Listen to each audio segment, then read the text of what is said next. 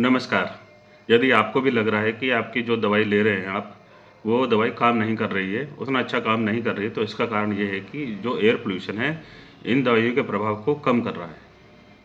हर दिन क्लिनिक में कोई ना कोई ज़रूर आके ये ज़रूर कहता है कि मैं बीपी की दवाई ले रहा हूँ, शुगर की दवाई ले रहा हूँ, एलर्जी की दवाई ले रहा हूँ या फिर कोई अन्य चीज़ की दवाई ले रहा हूँ, तो वो उतना अच्छा तरह काम नहीं कर रही है। हर बार प्रॉब्लम मेडिसिन या दवा नहीं होती है, पॉल्यूशन भी होता है, जिसके कारण से जो दवाइयाँ होती हैं, वो उतना अच्छा काम नहीं करती हैं और पेशेंट को राहत नहीं मिलती है। जैसे कि बीपी वाले जो पेशेंट होते हैं, उनमें ये दिक्कत आती है कि उनका बीपी बार-बार दवाई लेने के बाद भी नीचे नहीं जाता है, क्योंकि जो उनकी ब्लड वेसल्स है वो टाइट रहती है, यानी कॉन्ट्रैक्ट रहती है, जिससे उनका बीपी हाई रहता है। इसका मेन कारण एयर पॉल्यूशन ही है, ठीक है? दवाई तो अपना काम कर रही है, लेकिन पॉल्यूशन उस काम को पूरा होने नहीं दे रहा है, जिससे दिक्कतें बरकरार रहती हैं।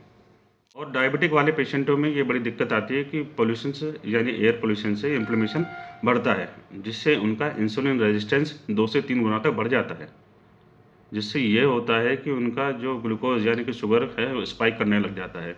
दवाई कितनी भी ले रहे हैं आप अच्छी, तब भी ये दिक्कत बढ़ती ही जाती हैं। और यही कहानी आपके थायराइड वाले पेशेंटों में भी चल रही है।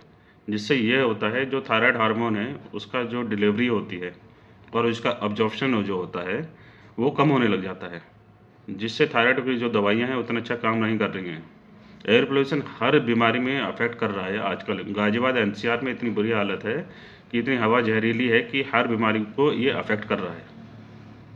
एयर पोल्यूशन इतना ज़्यादा है कि आपके जो एलर्जी वाले पेशेंट हैं, यानी कि जिनको साइनसाइटिस, एलर्जिक राइनाइटिस की दिक्कत है, उनकी दिक्कतें तो बढ़ ही गई हैं, साथ में एक्ज़िमा वाली यानी स्किन की प्रॉब्लम वालों की भी दिक्कत बहुत ज़्यादा बढ़ रही है।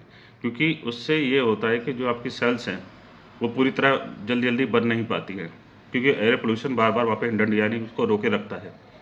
जिससे ये दिक्कतें दिन ब दिन बढ़ती जा रही है और दवाई इतनी रेज़िस्टेंट हो जाती हैं कि वो काम नहीं कर पाती वहाँ पे। क्योंकि इतनी पूरी तरह से काम कर रही है, लेकिन बाद में जो इन्फेक्शन आ रहा है, टॉक्सिन्स आ रहे हैं बाहर से, वो उसको बनने ही नहीं देते वहाँ पे। एयर पोल्यूशन आपका एंग्ज़ायटी लेवल और डिप्रेशन लेवल भी बढ़ा रही है। सोचिए, ये बात समझना ज़रूरी है कि एयर पोल्यूशन कहाँ-कहाँ एक्ट करता है और कहाँ-कहाँ आपकी बीमारियों को बढ़ा रहा है और आपकी बॉडी को धीरे-धीरे खोखला करता जा रहा है। आपको ये समझना ज़रूरी है कि आपको बचाव के लिए बहुत सारे काम करने पड़ेंगे।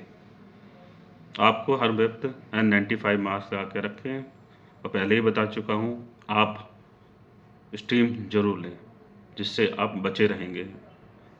ठीक है? धन्यवाद।